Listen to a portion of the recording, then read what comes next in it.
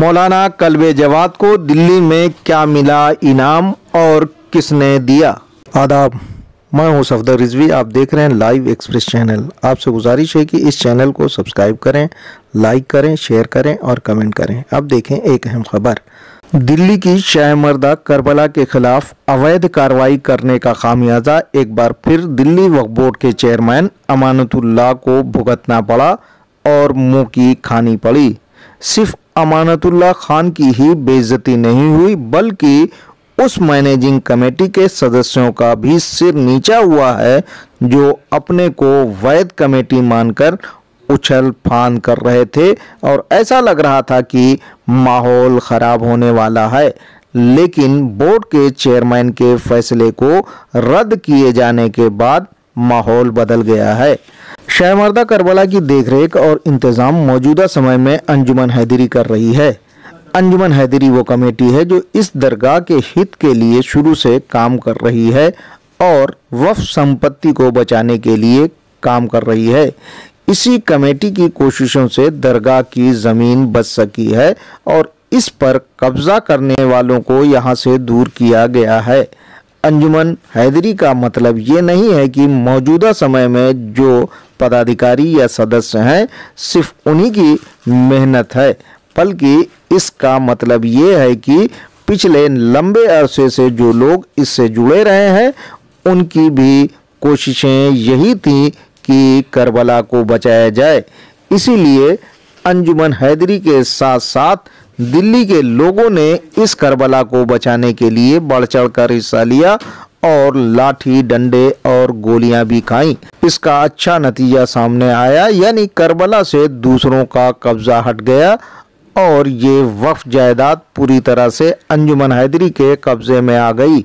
यह शिया समुदाय की बड़ी वक्फ जायदाद है, इसीलिए इस पर लोगों की बुरी नज़र है।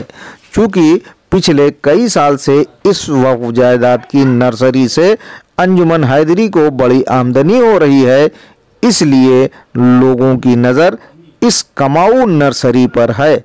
मौजूदा समय में इस नर्सरी का इंतज़ाम जिन लोगों के हाथ में है वे इससे हटना नहीं चाहते और यहाँ बने रहने के लिए साम दाम दंड भेद की नीति अपना रहे हैं। दूसरी ओर कुछ लोग ऐसे हैं जो वक्फ बोर्ड के चेयरमैन के इशारे पर शाहमर्दा में घुसना चाहते हैं, जिनकी नज़र में अंजुमन हैदरी की कोई अहमियत नहीं है, इसीलिए वे इस कमेटी को अवैध भी बता रहे हैं। कायदे से उन्हें अंजुमन हैदरी को दुरुस्त करने के लिए काम करना चाहिए था, लेकिन उन लोगों ने ऐसा नहीं किया बल्कि गलत रास्ता अपनाया। इसी कारण उन्हें कई बार हार का मुंह देखना पड़ा है, क्योंकि वे वक्फ बोर्ड के जिस चेयरमैन के रहमो करम पर शाहमर्दा करबला पर काबिज होना चाहते हैं वो शायद मुमकिन नहीं है। ये सही है कि शाहमर्दा का कामकाज अंजुमन हैदरी देख रही है और भविष्य में भी उसे ही देखना चाहिए ताकि इस अंजुमन की तमाम कार्रवाइयाँ वैध बनी रहें। अगर इस अंजुमन को ही अवैध ठहरा दिया जाएगा तो इसकी तमाम कार्रवाइयाँ भी अवैध मानी जाएंगी। इसलिए ज़रूरत अंजुमन हैदरी को ठीक करने और चुस्त व दुरुस्त बनाने की है।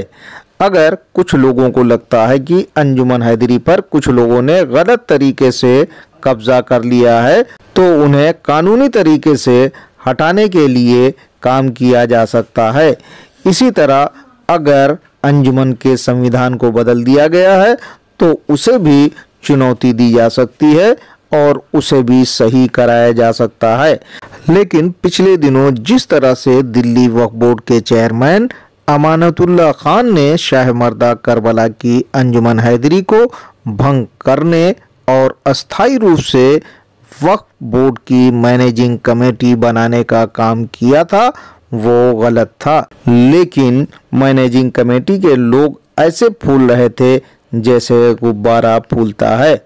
उन्हें नहीं पता था कि गुब्बारे की हवा निकलने के बाद उसका कोई वजन नहीं होता।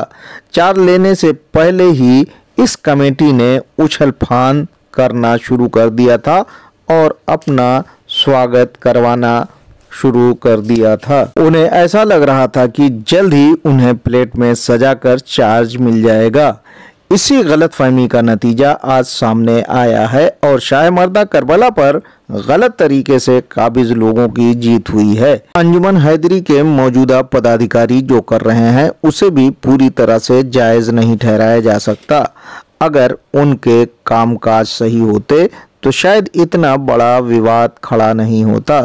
इसलिए अभी भी उन्हें जाग जाना चाहिए, क्योंकि अंजुमन हैदरी तो हमेशा रहेगी लेकिन वे हमेशा नहीं रहेंगे। अगर उन पर करोड़ों के घोटाले का आरोप है तो उन्हें हिसाब किताब देना चाहिए और उसे छपवा कर लोगों में बंटवाना चाहिए। इसी तरह सबसे बड़ा आरोप अंजुमन का सही ढंग से चुनाव नहीं कराना है। ये भी आरोप है कि अंजुमन के हजारों सदस्यों की सदस्यता अवैध रूप से खत्म कर दी गई है। इस कार्रवाई को भी सही नहीं ठहराया जा सकता। इसलिए दिल्ली के हर उस आदमी को अंजुमन का सदस्य बनाया जाना चाहिए जो सदस्य बनना चाहता है। साथ ही सदस्यता फीस हजारों की जगह 100 रुपये के अंदर होनी चाहिए ताकि लोग आसानी से दे सकें। इसी तरह किसी को भी लाइव मेंबर नहीं बनाया जाना चाहिए, जैसा कि मौजूदा समय में मौलाना कल्बे जवाद और बहादुर अब्बास को बनाया गया है। इसकी कोई ज़रूरत नहीं है। दिल्ली के मोमिनीन को अंजुमन हैदरी से जुड़े रहना ज़रूरी है, क्योंकि वक्त ज़रूरत वे ही सामने आते हैं और लाठी डंडे खाते हैं। अगर दिल्ली के लोगों की हमदर्दी अंजुमन हैदरी से ख़त्म हो गई तो इस वफ़ को बचाना मुश्किल हो जाएगा। मौजूदा समय में भी लोगों की हमदर्दी अंजुमन के साथ है। अगर पुलिस उन पर बर्बरता और जुल्म कर रही है तो बड़ी तादाद में लोग एकजुट होकर विरोध करने के लिए तैयार हैं। पिछले कई साल से दिल्ली वाले देख रहे हैं कि पुलिस उनके कार्यक्रमों के मौके पर दरगाह को चारों तरफ से घेर लेती है। नतीजतन लोगों को दरगाह पहुंचने में काफ़ी दिक्कत होती है। पुलिस की इस कार्रवाई को दुरुस्त नहीं ठहराया जा सकता। बहरहाल दिल्ली वक्फ बोर्ड के चेयरमैन अमानतुल्लाह खान ने जिस बचकानी कार्रवाई को अंजाम दिया था उसका यही हश्र होना था जो हुआ। ये अंजुमन हैदरी की जीत है, इसीलिए मिठाइयाँ भी बट रही हैं और गलत लोगों के सीने चौड़े होने लगे हैं। अगर गलत कार्रवाई की नहीं गई होती तो बोर्ड के सीईओ को उस कार्रवाई को रद्द करने का आदेश जारी नहीं करना पड़ता। मैनेजिंग कमेटी के एक सदस्य का कहना है कि मौलाना कल्बे जवाद को बीजेपी को वोट देने की अपील पर इनाम मिला है। एलजी ने आंख बंद करके उनका काम किया। वैसे अंजुमन हैदरी के उपाध्यक्ष रईस का कहना है कि मौलाना कल्बे जवाद अपना इलाज कराने एम्बुलेंस से आए थे और एम्स के डॉक्टर को दिखाने के बाद वापस चले गए। इस सवाल पर कि उन्होंने प्रदर्शन और गिरफ्तारी की बात झूठ क्यों बोली थी, उस पर उनका कहना था कि हमारा काम हो गया, अब किसी प्रदर्शन और गिरफ्तारी की ज़रूरत नहीं है, अब पुलिस हमारा साथ दे रही है। आपसे गुजारिश है कि इस चैनल को सब्सक्राइब करें, लाइक करें, शेयर करें और कमेंट करें।